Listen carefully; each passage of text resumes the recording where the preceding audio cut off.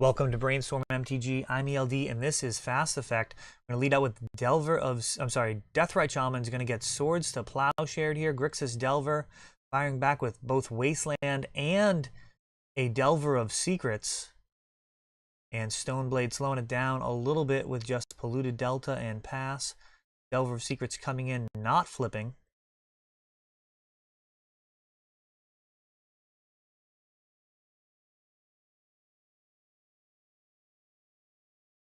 Here we've got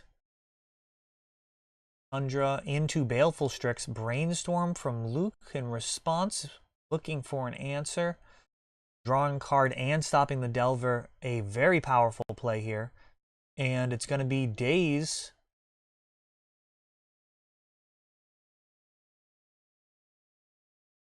And we're going to see Force of Will pitching Snapcaster and a Force of Will back. So massive fireworks here early. And that Baleful Strix going to the bin, not going to draw a card. And Delver threatening to flip. Luke finding Volcanic Island off of his fetch land. Looks like just 2 cards left in hand. Brainstorm off the top rope here. So Delver has flipped and he is swinging, aggressively chipping away at Connor's life total. He's going to need another Baleful Strix, Stoneforge Mystic, or some removal. This game is going to be over very quickly. Basic planes here. And it looks like a Vindicate. Brainstorm in response. That looks like a promo Vindicate. Stoneblade very greedy in its spells. You've got cards like Baleful Strix and Stoneforge Mystic requiring black, blue, and white mana all up and down the curve. And Force of Will hits that, what I believe was a Vindicate. Let me know in the comments if you think otherwise. And it looks like Delver counting up some cards, looking to figure out what Gurmag Angler is going to cost. Or perhaps just checking the life totals. And Wasteland. Okay, so that was just checking life totals. Grixis is actually hellbent here against Stoneforge Mystic, who's going to be able to grab Batterskull. Oh, and there is Gurmag Angler off the top. So knew it was coming off of the Brainstorm. Stoneforge Mystic. Going to be able to put in Batterskull. And Delver holding back the swing with Gurmag. Looks like they would have needed to block with Batterskull. We'll see how this line works out. Perhaps he's got the burn. Oh, he does not. And there's a Baleful Strix. So that could hold off Grixis. Delver's strategy here of just closing it out. Oh, and Deathrite Shaman. What a slugfest here, back and forth. He's got to swing with the Batterskull, I believe, here to get out of range. And there it goes, that Germ, sacrifice for the greater good.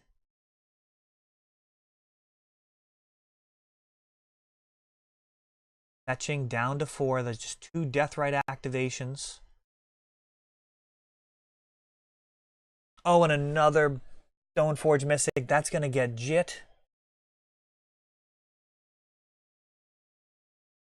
And Lightning Bolt.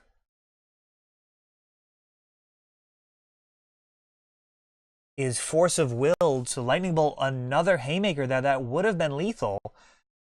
Just Bolt plus Deathrite activation.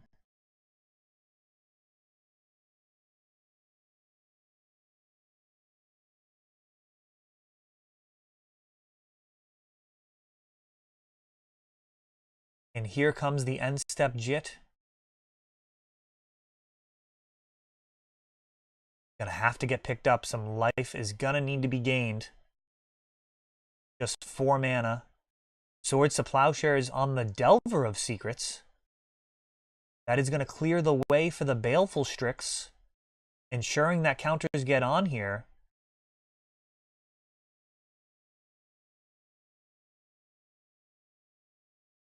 So Deathrite is out of there. Gurmag swings. Stoneforge blocks it. And there is Gitaxian Probe along with Young Pyromancer looking to go wide.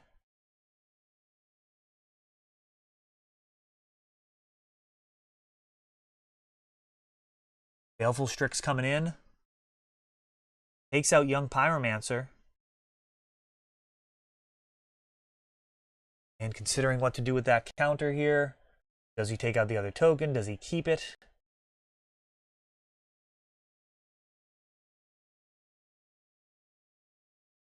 And there's a lightning bolt on Connor. So Luke taking it down here.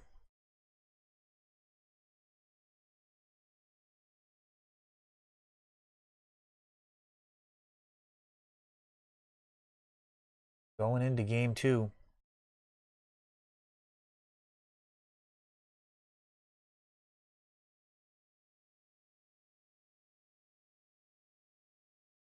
Very interesting position here to see Stoneblade, one of the best decks from back in the day in Legacy. It really was for a time considered to be the best deck. And now Grixis Delver very much has that mantle. So they really serve similar roles. I think Stoneblade kind of broke out as one of the first decks to really effectively in Legacy be able to fight in all 3 zones. You're talking about being able to control the battlefield, being able to attack the stack with your counter magic, and be able to attack your opponent's hands. So that really was this kind of 3-pronged attack, which made it very difficult. Most decks not going to be happy when they're being attacked on 2 of those axes. When your combo, being able to counter on the stack and disrupt their hand. When it's a creature deck, being able to, of course, control the battlefield, so important. And then either keep them with no cards in hand or just stop those key spells from resolving. Batterskull, such a strong card against the fair decks in the format.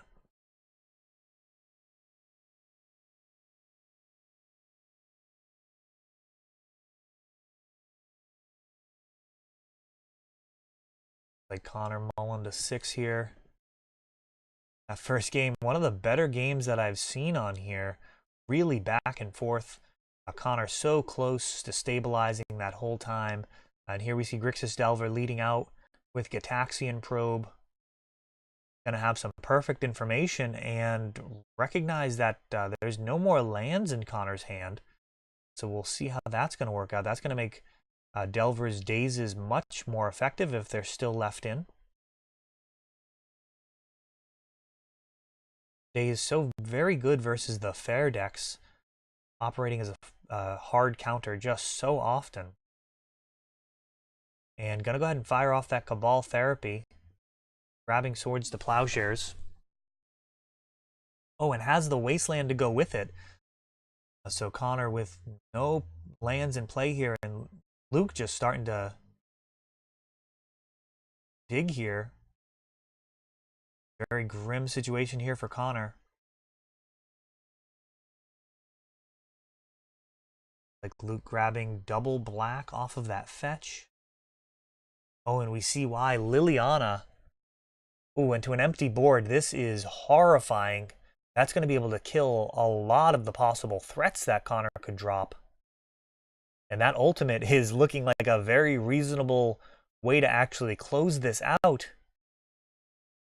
Thoughtseize not going to affect the board here. He continues to tick up. This Liliana may just take it away all on her own, and she does. So Liliana Connor scooping it up, not going to be able to face down the zombie horde from Luke's ultimated Liliana. That's all for this one. If you enjoyed the video, please help grow the channel by subscribing.